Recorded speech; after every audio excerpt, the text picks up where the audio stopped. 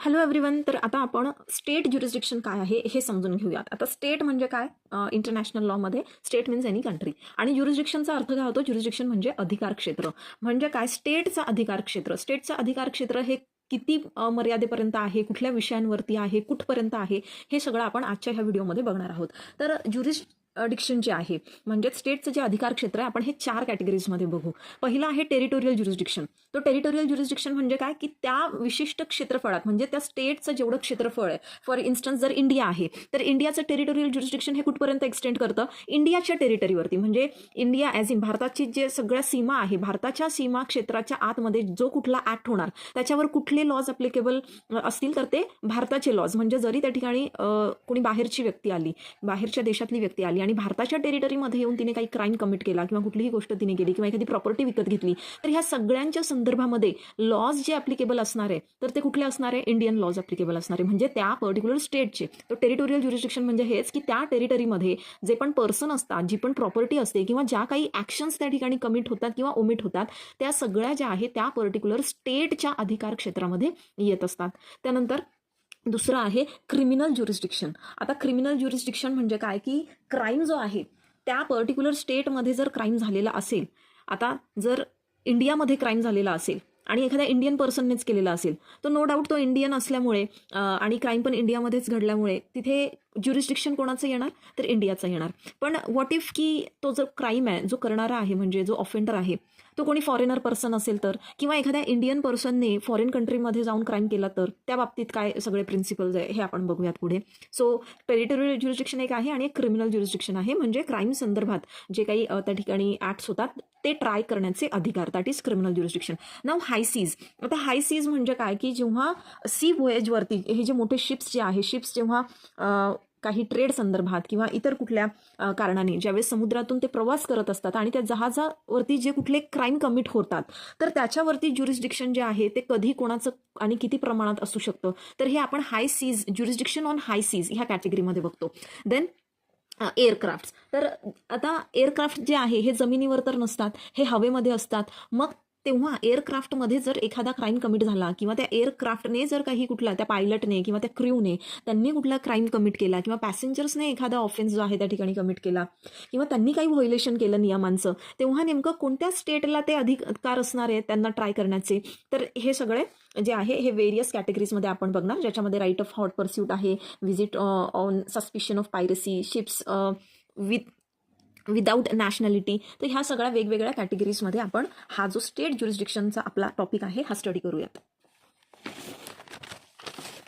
Okay. So state jurisdiction, आता हे term काय आपल्याला सांगते की स्टेट ज्युरिस्डिक्शन म्हणजे काय आहे? लिगल कॉम्पिटन्स आहे त्या पर्टिक्युलर स्टेटचं की which a state enjoys over the territory. त्या विशिष्ट टेरिटरीवरती म्हणजे त्या विशिष्ट भूक्षेत्रावरती ते लिगल कॉम्पिटन्स ज्या स्टेटचं असतं त्याला आपण स्टेट ज्युरिस्डिक्शन असं म्हणतो. आता ही कॉम्पिटन्स म्हणजे ही फार अतिशय वाईड टर्म आहे आणि त्याच्यामध्ये ज्युडिशियल, लेजिस्लेटिव्ह आणि ॲडमिनिस्ट्रेटिव्ह कॉम्पिटन्स ह्या तिन्ही गोष्टी ज्या आहेत त्या इन्क्लूड होतात. त्यामुळे जी पॉवर आहे रूल्स बनवण्याची किंवा डिसिजन्स त्या ठिकाणी घेण्याची, ही कशी आहे?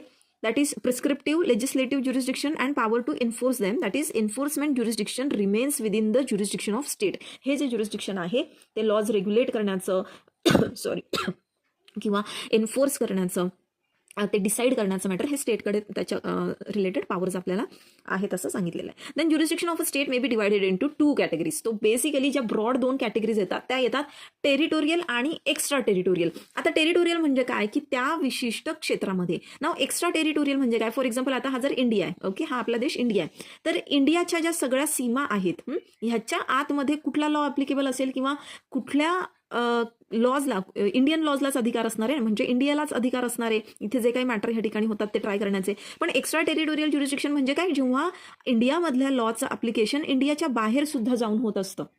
So that is extra territorial jurisdiction. आता टेरिटोरियल ज्युरिस्डिक्शन आपण बघूया. तर टेरिटोरियल ज्युरिस्डिक्शन काय? Jurisdiction over it's territory. एखाद्या स्टेटचं त्याच्या टेरिटरीवरती असलेलं जे ज्युरिस्डिक्शन म्हणजेच अधिकार क्षेत्र त्याला आपण म्हणतो territorial jurisdiction. Now it implies that a state enjoy civil as well as criminal jurisdiction over all persons and things within the territory of a state. बरोबर आहे. इथे त्या टेरिटरीमध्ये, त्या स्टेटच्या टेरिटरीमध्ये, म्हणजे आता इथे इंडिया आहे तर इंडियामध्ये राहणारा प्रत्येक व्यक्ती, एव्हरी पर्सन आणि प्रॉपर्टी ह्याच्यावरती कोणाचं ज्युरिस्डिक्शन असणार आहे? ते इंडियाचं असणार आहे. आणि ते कुठल्या बाबतीत, तर ते सिव्हिल बाबतीत पण, म्हणजे सिव्हिल मॅटर्सच्या संदर्भात आणि क्रिमिनल मॅटर्सच्या संदर्भात. मग ते दिवाणी असो किंवा फौजदारी असो किंवा महसूल संदर्भात असो, काहीही मॅटर त्या ठिकाणी असेल तर तिथे ज्युरिस्डिक्शन जे असणार आहे ते इंडियाचं असणार आहे.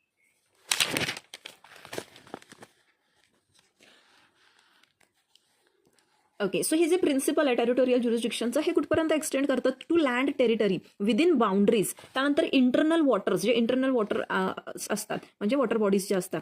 टेरिटोरियल सी, जे की 12 नॉटिकल माइल्सपर्यंत येतं. Then air space above the land territory आणि सबसॉईल अंडर दी अर्थ. म्हणजे आता टेरिटोरियल ज्युरिस्डिक्शनमध्ये फक्त जमीन तेवढी येत नाही, त्या टेरिटरीमध्ये, त्या स्टेटमध्ये असलेलं जेवढं पण इंटरनल वॉटर आहे, म्हणजे इथून जर नदी वाहत असेल किंवा इथे काही लेक असेल, पॉन्ड्स असतील किंवा ह्याचं टेरिटोरियल सी असेल, इथे खाली जर समुद्र आहे तर इथे 12 नॉटिकल मिल्सपर्यंत सुद्धा त्या स्टेटचं त्या ठिकाणी अधिकार क्षेत्र असतो. त्यानंतर एअर स्पेस, मग हा जो कंट्री आहे, ही जी कंट्री आहे म्हणजे हा जो स्टेट आहे, ह्या स्टेटच्या वरचा जो एअर स्पेस आहे, म्हणजे इकडनं हवाई जहाज येण्या जाण्यासाठी जे ह्या देशावरनं ते उड्डाण करत असतं, ती असते आपली एअर स्पेस. मग ती एअर स्पेस आपण अलॉट करायची की नाही करायची ते पण आपल्या हातात असतं. फॉर एक्झाम्पल पाकिस्तानने आपली एअर स्पेस जी आहे ती ब्लॉक केलेली आहे.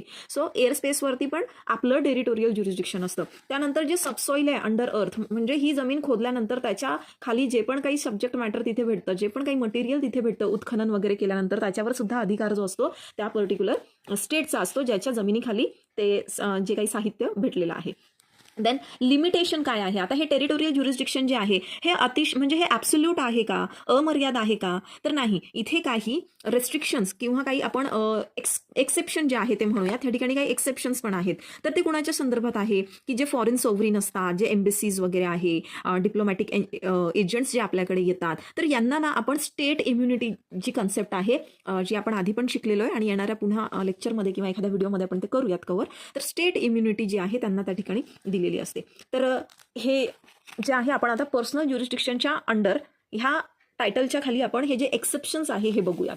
तर याच्यामध्ये बघा आता डिप्लोमॅटिक एजंट्स, आता जे डिप्लोमॅटिक एजंट्स असतात ना, ह्यांना काही विशेष अधिकार म्हणजेच प्रिव्हिलेज आणि इम्युनिटीज ज्या आहे त्या सिव्हिल आणि क्रिमिनल ज्युरिस्डिक्शनच्या बाबतीत भेटतात. म्हणजे जेव्हा एखादा डिप्लोमॅटिक एजंट जर एखाद्या फॉरेन कंट्रीमधून तो आपल्या कंट्रीमध्ये येतो, तेव्हा त्या डिप्लोमॅटिक एजंटवर आपले जे लॉज असतात ते ॲप्लिकेबल होत नसतात. त्याला त्या ठिकाणी एक्झम्पशन जे आहे ते भेटलेलं असतं क्रिमिनल आणि सिव्हिल मॅटरमध्ये. इव्हन जी व्हिएन्ना कन्व्हेन्शन आहे diplomatic relations, Vienna Convention on diplomatic relations, जी 1961चं हे जे कन्व्हेन्शन आहे याच्यामध्ये सुद्धा सांगितलेलं आहे की डिप्लोमॅटिक एजंटला तर त्या ठिकाणी इम्युनिटी असणारच आहे. त्यासोबतच ही जी इम्युनिटी आहे ही त्याच्या फॅमिलीला पण एक्सटेंड करते आणि त्याचा जो स्टाफ असतो त्यांना सुद्धा ही इम्युनिटी जी आहे ती ॲप्लिकेबल होते. देन एम्बेसीज, आता ज्या एम्बेसीज सिच्युएटेड असतात प्रत्येक बघा कंट्रीची, म्हणजे दुसऱ्या कंट्रीमध्ये एम्बेसी असते, तर त्या एम्बेसी सुद्धा इम्युन्ड असतात. त्या एम्बेसीची जी प्रॉपर्टी असते किंवा तिथे जे एम्बेसेडर्स वगैरे असतात त्यांना इम्युनिटी जी आहे ती ग्रांट केली जाते.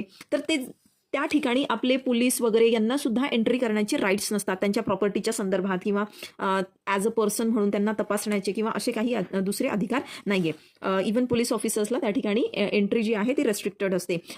इनफॅक्ट ह्यांच्या ज्या बॅग्स असतात ना, यांची एअरपोर्टवर पण चेकिंग वगैरे जी होत नसते. जे एम्बेसेडर्स असतात ना त्यांची तिथे एक विशिष्ट असा टॅग असतो आणि त्यांना ते एक्झम्पशन भेटलेलं असतं. देन कम्स फॉरेन सोव्हरीन, तर आता हे जे फॉरेन सोव्हरीन आहे यांना सुद्धा काय आहे इम्युनिटी जी आहे ती ग्रांट केलेली आहे. तर फॉरेन सोव्हरीन बघा, आता फॉरेन सोव्हरीनमध्ये कोण कोण लोक जे आहे इन्क्लूड केले जाऊ शकतात, की त्या ठिकाणी जो हेड ऑफ द स्टेट आहे, दुसऱ्या एखाद्या स्टेटचा जो हेड आहे किंवा प्राईम मिनिस्टर आहे, ministers residents acting in their official capacity, ministers, departments, agencies and offices, हे सगळे जे आहे सोव्हरीन, फॉरेन सोव्हरीन ह्या कॅरेक्टरमध्ये इन्क्लूड होतात. आता यांना का बरं ही आपण इम्युनिटी दिलेली आहे बघा, हे सुद्धा इतके हाय स्टेटसचे लोक आहेत ना, हे ह्यांचं स्टेटस जो आहे as compared to common person कसं आहे, they hold a very high status. And just imagine आपल्याकडे येऊन जर त्यांच्यावरती क्रिमिनल सिव्हिल लायबिलिटी जर आपण इम्पोज केली for the work what they have come here, मग ते त्यांचं काम जे आहे फ्रीली नाही करू शकणार आणि कुठे ना कुठे हे त्यांच्या डिग्निटीला डेरोगेटरी असणार आहे. सो जसं आपल्या प्रेसिडेंटला, प्राईम मिनिस्टरला किंवा आपले जे काही मिनिस्टर्स तिथे जातात जशी त्यांना एक इम्युनिटी तिथे ग्रांट केली जाते, तशी आपल्याकडे पण आपण ती ग्रांट करत असतो. पण मग या ठिकाणी जे पॉलिटिकल सब डिव्हिजन्स असतात स्टेटचे, जसं प्रोव्हिन्सेस, रिजन्स, डिस्ट्रिक्ट्स, म्युन्सिपॅलिटीज, ह्यांना ती इम्युनिटी जी आहे ती ग्रांट केलेली नाही आहे. Then property of foreign sovereign. आता ज्यावेळेस फॉरेन सोव्हरीन जे आहे आपल्या कंट्रीमध्ये दुसऱ्या कंट्रीमध्ये म्हणजे आलेले असतात, फॉर इन्स्टन्स इंडियामध्ये आलेले, तर त्या ज्या प्रॉपर्टीमध्ये ते राहतात किंवा त्यांनी जर इथे कुठली प्रॉपर्टी लीजवर म्हणा किंवा अदरवाईज जी आहे ती घेतलेली असेल, इव्हन ती प्रॉपर्टी सुद्धा इम्युन असते, म्हणजे ती प्रॉपर्टी सुद्धा त्याच्यावर कुठल्याही प्रकारचे सिव्हिल जे ज्युरिस्डिक्शन आहे ते आपण एक्सरसाइज करत नाही, जरी ती इंडियामध्येच आहे. हे एक्सेप्शन बघा कसं आहे, ती प्रॉपर्टी इंडियामध्ये सिच्युएटेड आहे आणि ती व्यक्ती पण इंडियामध्येच आलेली आहे, तरी सुद्धा आपल्या लँडवर असून सुद्धा आपल्या लँडचा जो लॉ आहे त्यांच्यावरती ऍप्लिकेबल होत नाही. देन फॉरेन आर्म्ड फोर्सेस, जेव्हा एक कंट्रीची आर्म फोर्स आहे जी ह्या कंट्रीची आर्म फोर्स जी आहे ह्या दुसऱ्या कंट्रीमध्ये पाठवली जाते आणि तिथे ती ह्या कंट्रीचं काही काम करत असते, म्हणजे ह्या कंट्रीलाच रिप्रेझेंट करत असते दुसऱ्या कंट्रीमध्ये जाऊन, तेव्हा तिथे जर त्यांच्याकडनं इथे काहीही एखादा क्राईम झाला, तो सिव्हिल असो, लोकल असो किंवा मिलिटरी असो, त्या ठिकाणी त्यांच्यावरती कुठल्याही प्रकारचं ज्युरिस्डिक्शन जे आहे ह्या स्टेटचं अप्लिकेबल होत नाही, तर पनिशमेंट जी आहे त्यांना त्या ठिकाणी होऊ शकत नाही. Then foreign warships and their crew, इथे पण सेम आहे, जे मेन ऑफ वॉर आहेत त्यांना सुद्धा इथे पनिशमेंट जी आहे ती होऊ शकत नाही. Then criminal jurisdiction. आता क्रिमिनल ज्युरिस्डिक्शन म्हणजे काय, ही क्राईमच्या बाबतीत जर काही क्राईम घडलेला असेल तर त्याच्या बाबतीत जे ज्युरिस्डिक्शन म्हणजे जे अधिकार आपल्याला असतात ट्राय करण्याचे, ते ज्युरिस्डिक्शन आपण बघूयात. Now an analysis of the national codes of criminal law and criminal procedure and the writings of international publicists discloses 5 general principles on which the criminal jurisdiction claimed by states at present time. मग त्याच्यामध्ये काय आहे, criminal jurisdiction एखादं state जे आहे ते कोणत्या 5 मुद्द्यांच्या सहाऱ्यावरती क्लेम करतं, तर इथे टेरिटोरियालिटीचं प्रिन्सिपल आहे, त्यानंतर नॅशनॅलिटीचं प्रिन्सिपल आहे, देन प्रोटेक्टिव्ह प्रिन्सिपल, युनिव्हर्सॅलिटी प्रिन्सिपल आणि पॅसिव्ह पर्सनॅलिटी प्रिन्सिपल. आता त्याच्यामध्ये सगळे काही आपल्याला इतके महत्त्वाचे नाही आहे, पण जे आपण टेरिटोरियालिटीचं जे आहे ते बघूयात आणि नॅशनॅलिटी प्रोटेक्टिव्ह हे बघूयात आपण. पॅसिव्ह आणि ते दुसरं जे आहे ते इतकं महत्त्वाचं काही नाही आहे. तो टेरिटोरियालिटी प्रिन्सिपल म्हणजे काय, की आता ज्या टेरिटरीमध्ये तो क्राईम कमिट केलेला आहे, बरोबर, म्हणजे ज्या देशाच्या जमिनीवरती, ज्या देशाच्या टेरिटरीवरती तो क्राईम कमिट केलेला आहे, त्या देशाला तो त्या पर्सनला, त्या ऑफेंडरला राईट पाहिजे, त्या पर्सनला किंवा त्या क्रिमिनलला ट्राय करण्याचा. का, कारण की ॲक्च्युअलमध्ये जे सोशल स्ट्रक्चर आहे त्या देशाचं जे आहे ते अफेक्ट झालेलं आहे आणि त्यानंतर जे काही एव्हिडन्सेस असतील वगैरे ते तिथं मिळणं जे आहे ते तिथेच मिळू शकतात, म्हणजे त्यामुळे ट्रायल जी आहे तिथे झाली तर ते जास्त सोयीस्कर असणार आहे. त्यामुळे ह्या प्रिन्सिपलनुसार काय म्हटलं आहे की according to this principle jurisdiction is established by reference to the place where the offence is committed. ज्या ठिकाणी ऑफेन्स कमिट झाला आहे त्या टेरिटरीला म्हणजे त्या स्टेटला ते ज्युरिस्डिक्शन असतं त्या पर्टिक्युलर मॅटरवर. दस अ state may punish all the persons where he is a national or an alien if the crime is committed within it's territory. जसं मगाशी आपण बघितलं की सपोज इंडियामध्ये एखादा फॉरेनचा पर्सन येतो आणि तो इंडियामध्ये एखादा क्राईम कमिट करतो आणि तो क्राईम जो आहे तो इंडियामध्ये कमिट केलेला असल्यामुळे इथे तो ट्राय करण्याचा याच्यावर ह्या पर्सनवर, हा पर्सन जरी इंडियन नाहीये पण आता हा इंडियन लँडवरती आहे, इंडियाच्या टेरिटरीवर आहे, सो याच्यावरती ज्युरिस्डिक्शन कोणाचं असेल, टेरिटोरियलिटी प्रिन्सिपलनुसार ह्याच्यावर इंडियाचं ज्युरिस्डिक्शन असेल, म्हणजे ज्या स्टेटमध्ये क्राईम कमिट झाला त्या स्टेटचा त्या ठिकाणी ज्युरिस्डिक्शन अप्लिकेबल होणार आहे, मग तो इंडियन असो किंवा एलियन असोत. Then nationality principle. तर इथे आता नॅशनॅलिटी प्रिन्सिपलमध्ये काय म्हटलंय, एक minute. Okay, so what nationality principle says, a state has the right to extend the application of its laws to its nationals even in respect of events occurring entirely abroad. म्हणजे एखादा state आहे, जर again आपण इंडियाचंच बघू की हा Indian person आहे पण हा जाऊन राहतोय दुसऱ्या एखाद्या कंट्रीमध्ये. ओके, सो इथे काय म्हटलेलं आहे की ह्या स्टेटचा जो राईट आहे तो एक्स्ट्राटोरियल म्हणजे याचं जे आहे ॲप्लिकेशन होऊ शकतं, ह्याच्या नॅशनलवरती ह्याचा राईट आहे, जरी तो कुठे एंटायरली अब्रॉड तो राहतोय. Jurisdiction may be extended on placing reliance on residence and other connections such as evidence of allegiance owed by aliens and also by ignoring changes of nationality. Jurisdiction of this kind may be referred to as nationality principle. Since the territorial and nationality principles create parallel jurisdiction, many states places limitation on the nationality principle.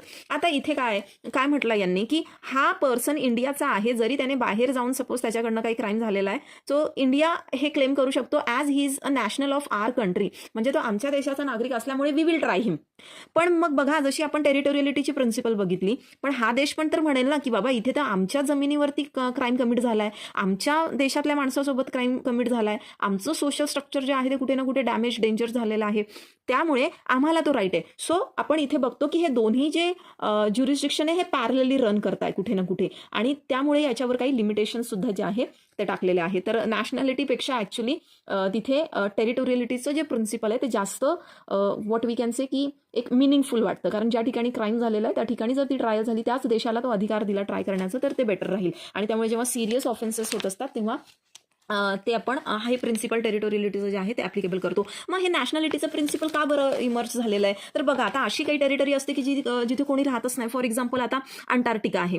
आता अंटार्क्टिकाच्या बाबतीमध्ये टेरिटोरियलिटीचं जे principal आहे हे काम करू शकतं का, की ज्या देशाच्या टेरिटोरीवरती तो क्राईम कमिट झाला त्या देशाला अधिकार आहे? Now this particular place, this is not inhabited by anyone.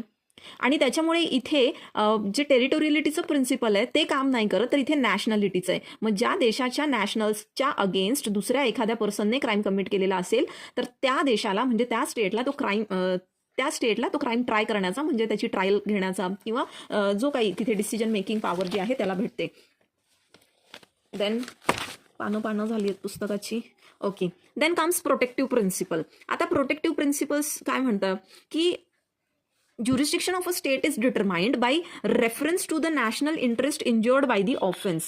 म्हणजे त्या देशाचा जो नॅशनल इंटरेस्ट आहे त्याच्या रेफरन्सने आपण बघतो की इथे ज्युरिस्डिक्शन कोणाचं येणार आहे. म्हणजे काय, आता फॉर एक्झाम्पल ही एक कंट्री आहे, ही दुसरी कंट्री आहे. इथे ह्या दुसऱ्या कंट्रीमध्ये एखाद्या माणसाने बसून इथलं जे सिस्टम आहे ते हॅक केलं आणि ह्या देशाला इथे मोठं फिनान्शियल नुकसान झालं, इकॉनॉमिक लॉसेस झाले. आता हा पर्सन जरी इथला नॅशनल नाही आहे किंवा तो इथे स्वतःहून आलेला पण नाही आहे आणि तो ह्या टेरिटरीवर येऊन त्याने जे आहे ॲक्च्युअलमध्ये फिजिकली तो इथे आलेला नाही आहे, पण तरीसुद्धा त्याने दूर राहून ह्या देशाची जी सेफ्टी आहे ती काय केलेली आहे, एक सेफ्टी असेल किंवा पब्लिक ऑर्डर असेल ती इंज्युअर केलेली आहे, जिओ पॅराडाईज केलेली आहे. फॉर एक्झाम्पल इथे बसून याने इथे दुसऱ्या देशामध्ये एखादा आतंकी हल्ला जो आहे तो घडवून आणलेला आहे. तर ह्या देशाची जी सेफ्टी आहे, ह्या स्टेटची सेफ्टी त्या ठिकाणी एंडेंजर झालेली आहे आणि त्याच्यामुळे ह्या स्टेटला ह्या पर्टिक्युलर इंडिव्हिज्युअलवरती ज्युरिस्डिक्शन जे आहे ते त्या ठिकाणी ॲप्लिकेबल होतं. म्हणजे ह्या स्टेटचं ज्युरिस्डिक्शन ह्या पर्सनवरती इथे ॲप्लिकेबल होतं. तर याला आपण प्रोटेक्टिव्ह प्रिन्सिपल असं म्हणतो. Then jurisdiction on the high seas. आता हाय सीज जसं मी मगाशी सांगितलं की जेव्हा समुद्राच्या रस्त्याने म्हणजे समुद्र यात्रेवरती एखादं जहाज आहे आणि त्या जहाजावरती त्या शिपवरती जेव्हा काही क्राईम कमिट होतो किंवा ते शिप कुठले रूल्स जे आहे रेग्युलेशन्स जे आहे त्याचं व्हायोलेशन करतात, तेव्हा कोणाचं तिथे ज्युरिस्डिक्शन असणार आहे? तर या ठिकाणी बघा, एकतर सीजच्या संदर्भात म्हणजे जे शिप्स असतात ना, शिप्सच्या संदर्भात इथे प्रामुख्याने 2 कन्सेप्ट आपल्याला लक्षात घ्यायला लागतील. एक म्हणजे काय, टेरिटोरियल वॉटर्स. तर टेरिटोरियल वॉटर म्हणजे काय की तो जो देश असतो, म्हणजे आता ही एक कंट्री आहे आणि ह्या कंट्रीच्या इथे लगेच समुद्र आहे, ही बाउंड्री आहे. आपला इंडिया असाच आहे बघा, है ना, असा ट्रायंग्युलर आहे खाली, बट इथे मी बॉक्स ड्रॉ करते, ठीक आहे, समजण्याचं पॉईंट ऑफ व्ह्यूने. तर इथे आता जर समुद्र आहे, लगेच इकडे बाउंड्री संपली की इथे समुद्र आहे. मग ह्या समुद्रावर कोणाचा अधिकार असणार आहे? तर इथे 12 नॉटिकल माइल्सपर्यंत 12 नॉटिकल माइल्सपर्यंत ह्याच कंट्रीचा, ज्याची कोस्टल लाईन आहे ना इथे, त्याला लिटोरल का काय लिटोरल स्टेट असं म्हटलं जातं.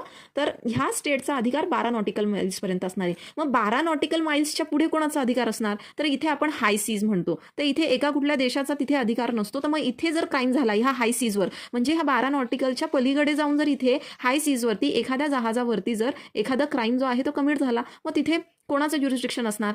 तर ते जहाज ज्या स्टेटचा फ्लॅग बेअर करतं, ओके, प्रत्येक जहाजावरती काय असतो, एक फ्लॅग असतो त्याच्या स्टेटचा. तर ज्या स्टेटचा फ्लॅग तो त्या ठिकाणी बेअर करतो त्याच स्टेटला त्या ठिकाणी ज्युरिस्डिक्शन असणार आहे ते मॅटर ट्राय करण्यासाठी. तर या ठिकाणी लोटस केसचं जे उदाहरण आहे आपण तिथे देऊ शकतो. Then the right of hot pursuit. आता राईट ऑफ हॉट परस्यू म्हणजे काय आहे एक्झॅक्टली? तर राईट ऑफ हॉट परस्यू म्हणजे जेव्हा टेरिटोरियल वॉटरमध्ये काही नियमांचं उल्लंघन करून एखादा शिप जे आहे ते तिथनं जस्ट निघालेलं आहे, तेव्हा त्या टेरिटरीचा म्हणजे तो जो देश आहे ज्याच्या टेरिटोरियल वॉटरमध्ये कोणी एखाद्या दुसऱ्या शिपने येऊन काही नियमांचं उल्लंघन केलं किंवा काहीतरी अशा गोष्टी केल्या, तर तिथे तो जो देश आहे तो काय करू शकतो, त्याचा पिछा करू शकतो.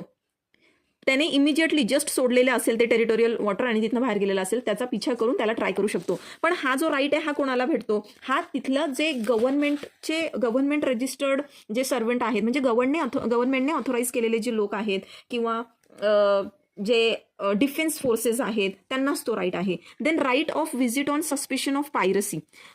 आता जर एखादा शिपवरती सपोज आता कोणीतरी तिथे पायरसीचं आपल्याला सस्पिशन येत आहे की म्हणजे एक पायरेट्स जे आहे त्या शिप वरून जे येत आहेत, ठीक आहे. पायरेट्स कोण असतं की ते जे चोरी करतात, जे जहाज वगैरे लुटतात. तर इथे men of war of all the nations have the power to require suspicious private vessels on the open sea to show their flag. म्हणजे men of war जे आहे प्रत्येक नेशनचे, men of war म्हणजे कोण बरं, तर त्या देशाच्या सुरक्षेसाठी त्याच्या सीमेवर जे तैनात असतात ना, जी काही आपली आर्मी, जे काही आपले फोर्सेस असतात, नेव्हल फोर्सेस वगैरे, तर तिथे त्यांना तो राईट असतो की ते जे जहाज असतं किंवा जे शिप असतं किंवा जे काही वेसेल आहे जे तिकडनं पाण्यातनं सेल करतंय, तर त्यांना त्यांचा फ्लॅग दाखवण्यासाठी यू कॅन आस्क देम. आणि जर त्यांनी त्या ठिकाणी नाही ते त्यांचा फ्लॅग जो आहे तो शो नाही केला, तर मग पुढे जाऊन हे काय ऍक्शन जे आहे ते घेऊ शकतात. Then right to punish piracy. आता पायरसी जर झालेली असेल, ठीक आहे, एखाद्या शिपवरती एखाद्या पब्लिक वेसलवर किंवा जे मर्चंटमॅन म्हणजे जे व्यापारी वगैरे लोक असतात, ते जर काही सामान घेऊन चालले आणि त्यांना तिथे जर त्यांचं जे काही ते गुड्स कॅरी करतायत त्याची चोरी झाली आहे, पायरसी झालेली आहे, तर इथे पनिश करण्याचे अधिकार कोणाला आहेत, तर आपलं जे Geneva convention on the high seas of 1958 हे काय प्रोव्हाइड करतं, that every state may seize pirate ship or aircraft or a ship or aircraft taken by piracy and under the control of pirates and arrest the persons and seize the property on board. आता piracy जी आहे ती नेहमी सामानाचीच होईल असं नाही. Piracy कधी कधी ऍक्च्युअलमध्ये शिपची पण होऊ शकते, एखाद्या एअरक्राफ्ट पण डायरेक्ट शिप सुद्धा चोरलं जाऊ शकतो. तर मग तिथे ऍक्च्युली शिपच मोठे मोठे जहाजच काय लुटले जातं, म्हणजे काय ते शिपच एक ठिकाणून दुसऱ्या ठिकाणी नेण्यात येतं. मग जेव्हा असं होतं तर त्यावेळेला त्या स्टेटला तो अधिकार आहे की ते काय करू शकतात, त्यांना त्या पायरेट्सला तिथे पनिश करू शकतात, अरेस्ट करू शकतात आणि जे काही प्रॉपर्टी त्या शिपवरती आहे ती सीज केली जाऊ शकते. की ज्या स्टेटच्या टेरिटोरियल वॉटर्स जवळ आहे किंवा ज्या स्टेटचा फ्लॅग त्याच्यावरती आहे त्यांना ती पॉवर आहे. आर्टिकल 105 आणि आर्टिकल 107 ह्याच्यामध्ये ह्याच्याशी रिलेटेड प्रोव्हिजन्स जे आहे ते दिलेलं आहे. काय की seizure on account of piracy may be carried only, कोण कॅरी करू शकतो. आता हे जे सीझर आहे की ते जहाज जे आहे ते पूर्णपणे सीज करणं, त्याच्यावर जे काही सामान वगैरे आहे त्या पायरेट्सला अरेस्ट करणं, हा अधिकार फक्त जे वॉरशिप्स आहे, मिलिटरी एअरक्राफ्ट आहे किंवा जे शिप्स जे क्लिअरली आयडेंटिफिएबल आहे की ते गव्हर्नमेंट ने त्यांना ऑथोराईज केलेलं आहे, त्यांनाच तिथे अरेस्टचा राईट आहे किंवा सीझरचा राईट आहे. त्यानंतर राईट ऑफ बेलिजरंट्स ड्युरिंग ब्लॉकेड. मग आता वॉर टाईममध्ये जेव्हा बेलिजरंट्स जे आहेत ते काय करू शकतात, तिथे ब्लॉकेड सुद्धा तिथे अप्लाय करू शकता. Not only in enemy ports and its territorial coast water but also in part of the high seas adjoining those ports and waters. तर तो ब्लॉकेड जो आहे फक्त स्वतःच्या टेरिटोरियल वॉटरमध्ये नाही, तर इव्हन ऑन हाय सीज की ॲडजॉइनिंग इट्स पोर्ट, म्हणजे त्याच्या पोर्टच्या जवळचं जे हाय सीज आहे द वॉटर्स, तिथे सुद्धा ते ब्लॉकेड जे आहे ते लावू शकतात. Then right to encounter ships without nationality. आता जर एखादं शिप असं असेल की तिथे त्याने फ्लॅग लावलेला नाहीये अँड ते शिप जे आहे फ्लॅग शो पण करत नाहीये, तर त्याचा एन्काउंटर करण्याचा सुद्धा त्या स्टेटला राईट आहे ज्या स्टेटच्या टेरिटोरियल वॉटरमध्ये ते शिप येत आहे. नाव ज्युरिस्डिक्शन ऑन एअरक्राफ्ट. आता एअरक्राफ्टच्या बाबतीत काय नियम आहे, तर आता जी नॅशनॅलिटी आहे ना एअरक्राफ्टची, is governed by the state of registration as is clear from the provisions of the convention of the regulation of aerial navigation Paris convention of 1919 आणि दुसरं होतं शिकागो कन्व्हेन्शन 1944. तर ह्याच्यामध्ये काय की तो जो एअरक्राफ्ट असतो ना, ते एअरक्राफ्ट ज्या देशामध्ये म्हणजे त्याचा रजिस्ट्रेशन झालेला आहे, ज्या देशामधला, आता एअर इंडिया जर असेल म्हणजे काय इंडियामध्ये त्याचं रजिस्ट्रेशन आहे, मग ह्या एअरक्राफ्टच्या संदर्भात जे कुठले क्राईम होतील किंवा काही व्हायोलेशन होणार तर ते कोणाला ट्राय करण्याचे अधिकार आहे, तर इंडियाला अधिकार असणार आहे. म्हणजे जिथे ज्या देशामध्ये ते रजिस्टर्ड आहे ते एअरक्राफ्ट त्या देशाला तो अधिकार मिळतो. मग त्यामुळे इथे ड्युअल रजिस्ट्रेशन जे आहे ते स्ट्रिक्टली प्रोहिबिट केले की ॲट अ टाइम 2 ठिकाणी रजिस्ट्रेशन जे आहे ते नसू शकतं.